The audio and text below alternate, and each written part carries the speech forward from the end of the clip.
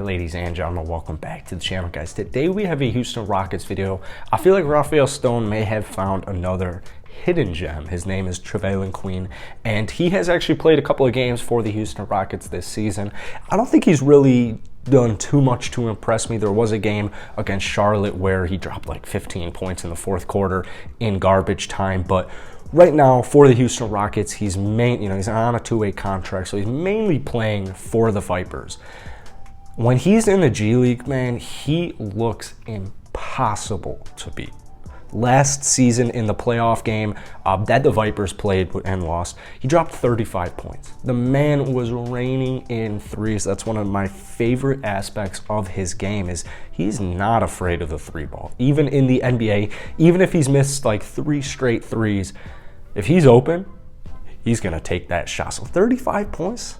I mean, he dominated the G League that last season, dominated the G League this season whenever he's called down there, and I just really like the potential. So this season, he's only averaging about 9 points per game, 5 points, 2 rebounds, shooting 37% from downtown, so that is a really good sign.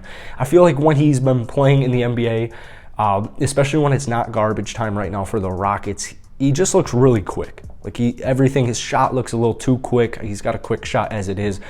Everything just looks fast for him, and it makes sense. He's only 24 years old, but when you look at his per 36 stats, 20 points and 8 rebounds, I think the Houston Rockets really have something here. You have a really solid, consistent three-point shooter, but most importantly, the defense that Trevelin Queen can play, it's really nice. The energy, the effort, he's jumping in passing lanes, he can guard different positions. He has a lot of potential on defense, man. Even when he played for the Los Angeles Lakers in the Summer League, he's getting steals everywhere. When he's playing for the Houston Rockets, specifically in that game against the Charlotte Hornets, he is getting steals all over the place. And when you look at his per 36 stats, he's averaging 3 steals a game. So I think there's a lot of potential there. Very savvy in the paint as well. It's not like he just has a three-point shot. It's not like he just has defense. He's not just a 3-and-D player. He can handle the ball. He can get you rebounds. He's 6'6", a little big. He's got a long wingspan. I believe it's listed at 6'8", but he plays bigger than 6'8" wingspan. I'm telling you, this man is freaky explosive. If you look at, I'll try and play some in this video. If you look at his either collegiate or G League highlights, so many of them are explosive dunks, and so many of them are actually generated steals from it. So defense turned into offense. The Houston Rockets, who are currently the 29th worst defense in the NBA, that's something that they could really use. Now, unfortunately, Trevelin hasn't really gotten an opportunity on the Houston Rockets.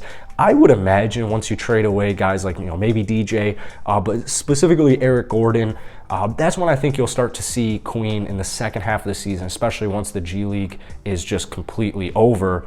That's when I think we'll see Trevelin just kind of unleash. I think we'll honestly see him unleash.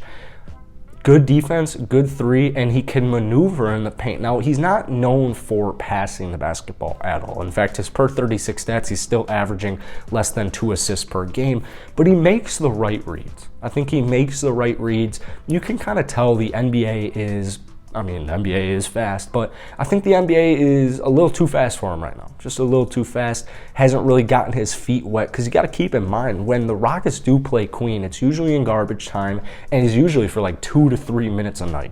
So it's just like Usman Garuba, where it's like, it's so hard for these guys to just get their footing because they're playing 2 to 3 minutes when the game is long over.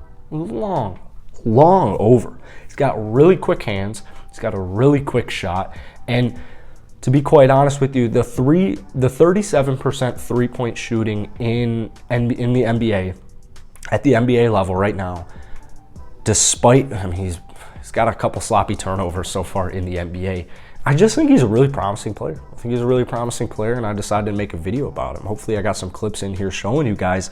Constantly cutting as well. I think that is another really nice aspect of him, is he's not just standing in the corner.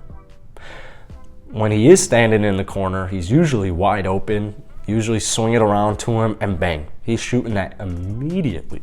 And when he is on, he is on. But there's something, like, when I watch the Rocket games, specifically the bench, especially games where like DJ Augustin isn't in, I noticed there's just like very, very little ball movement.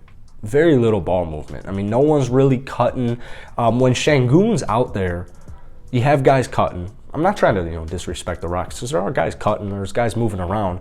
But I just think pairing a guy like Trevelin Queen with Alperen Şengün, who should have the ball in his hands every single possession, it just sets up a lot of good looks, because so much of the defense is going to be looking at and focused on Alperen Şengün, because he's a magician in the paint. Then they're not even going to be thinking about Trevelin Queen either cutting, or once you get that help defense coming on Alp, Trevelin's going to be wide open, man.